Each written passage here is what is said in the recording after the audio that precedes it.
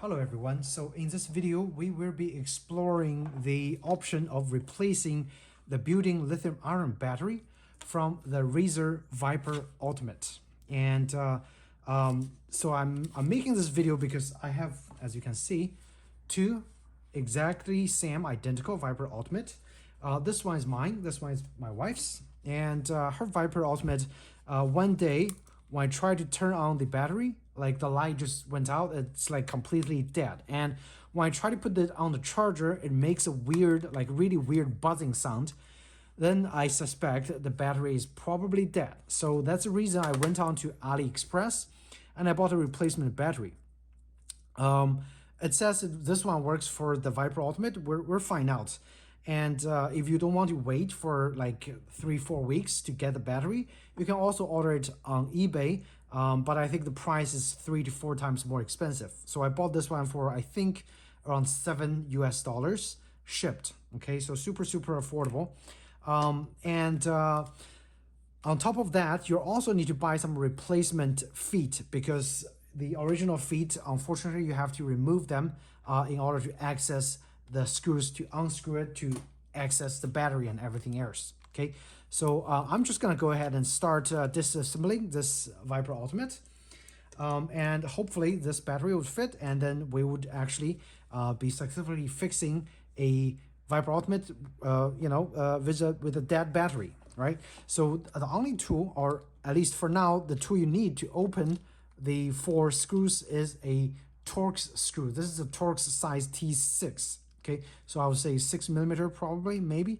But anyway, so you need a T6 screw to open this.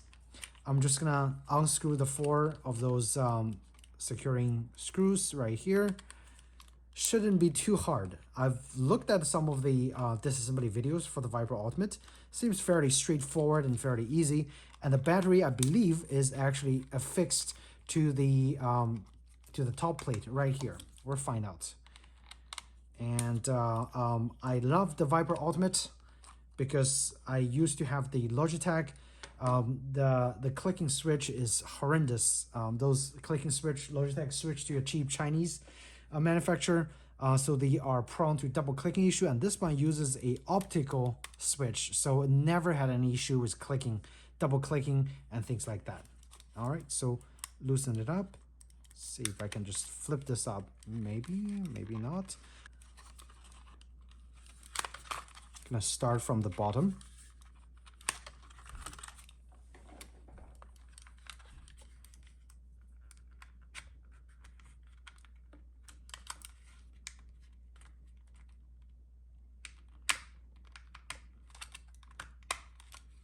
All right, so it's kind of going off.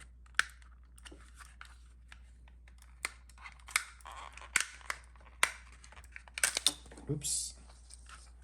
There we go. Oh, this is not even the bottom. That's funny. Oh, crap. Look at that.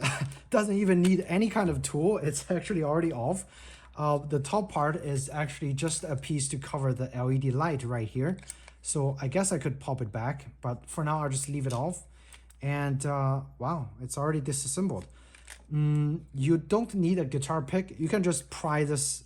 So there are some grabbing areas over here and grabbing areas over here. Only 2.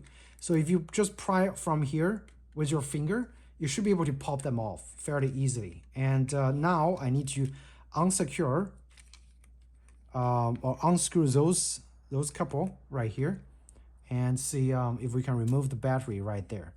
This is a circuit board on the bottom. All looks fine, no damage. But what I can see is,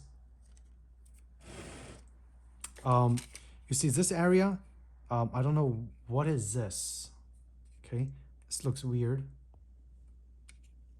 We'll find out soon. Let me grab a screw. Now for this one, you need a regular Phillips screw head driver.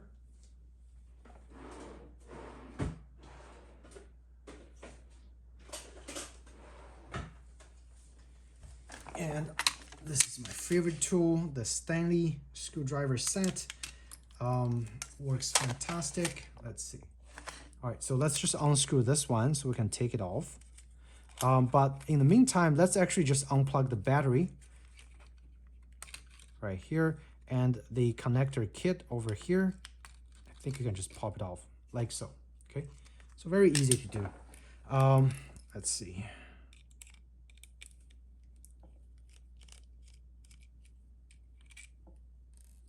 Those are actually pretty long screws. I don't understand why they use Phillips inside but a Torx outside. I believe they want to prevent you from opening this to replace it yourself, but really there is no point. This is a very simple device. It's just a mouse. All right, so with that loosened, I should be able to pop this out. See, right here. And this is a piece of foam. I don't know if I can save it. Hopefully I can. If not, I'll just find some other piece of foam over here to actually just, so it stays nice and steady there and it doesn't wobble. I guess that's the purpose of using the foam. But the battery is, it looks like the battery is again glued onto this piece of board. So you have to be really gentle when you try to pry this off the board. You don't want to damage the board. I'm gonna try to do this off the camera and just be really careful, and I'll come back once I pry this off this little piece of board from that point on.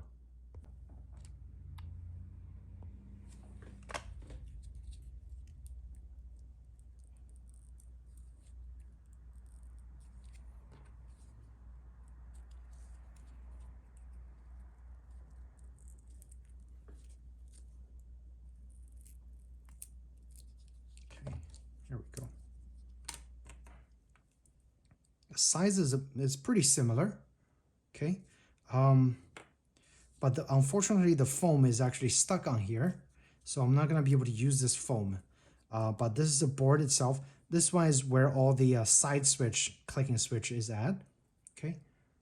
So this one, just the side switch uses the standard clickers, cheaply made clickers, but you don't use those buttons as much, so it doesn't matter that much. I'm gonna leave it aside, and I'm gonna try to work on this foam. If not, we'll just put the new battery in. I was able to actually just very lightly pry this and get the foam kind of off there. And it's still got some stickiness on it, so I guess that's good. I'm gonna cut this part off and just save the foam. Okay. All right, now we have the foam, we have the battery. Let's put it in there. Double check to see if the clicker is the same, hopefully. Yep, the clicker looks exactly the same, so that's good. Let's see, I want to find out the actual wattage rating of this battery because it's actually a lot smaller. And I'm assuming this new one, if it's bigger, then it could potentially last longer as well. This one, I think, original battery is rated at around 480 to 500 milliamps hours. This one is 600. Okay, so it's definitely bigger. So might be a good thing. All right, guys. So I just kind of figured out how to put the battery in here. Even though this battery is a little bit larger than the old one, let me show you. But this is how the old one was laying in here with a double-sided tape, and this one is quite large, okay? So I am gonna just lift this, put some double-sided tape over here, double-sided tape over here, and we're gonna just glue this and then get ready to actually remount this little clicking switch thing back onto the top of the board right here.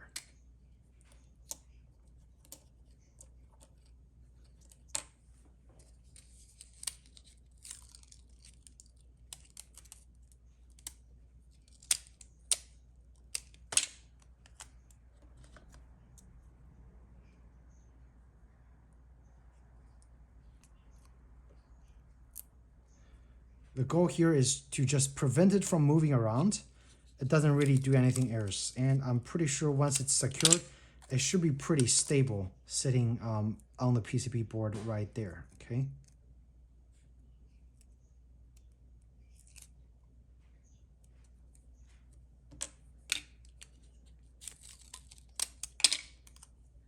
Get some tape over here.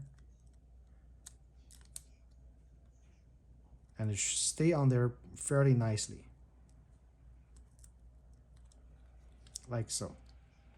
Okay, now let's stick this on here.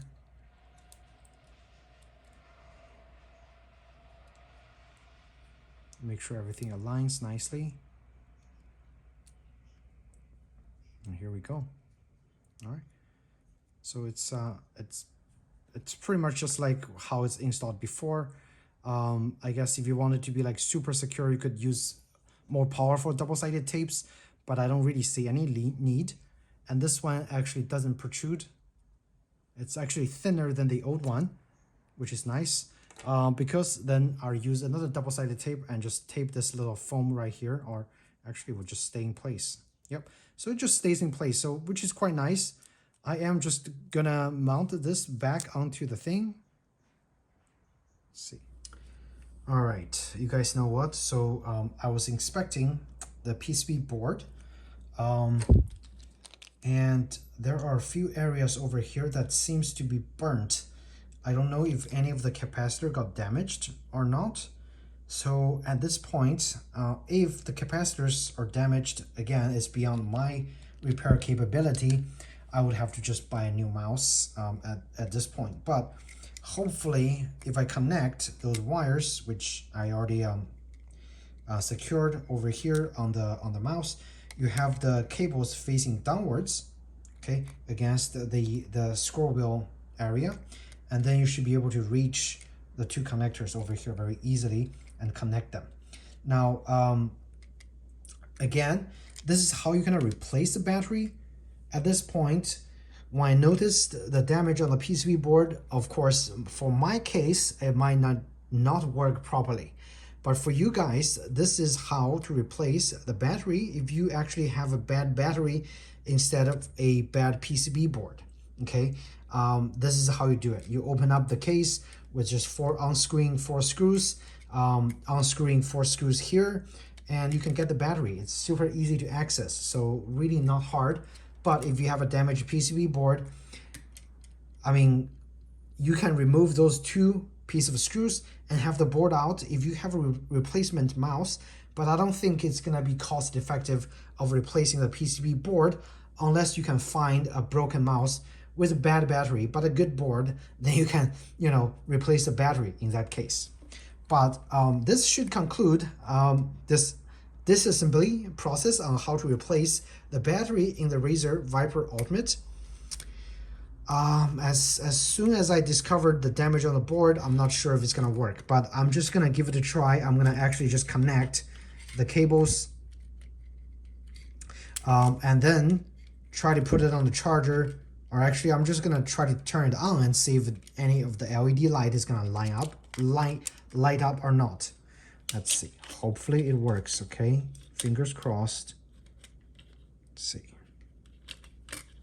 I don't want any kind of fire being produced over here.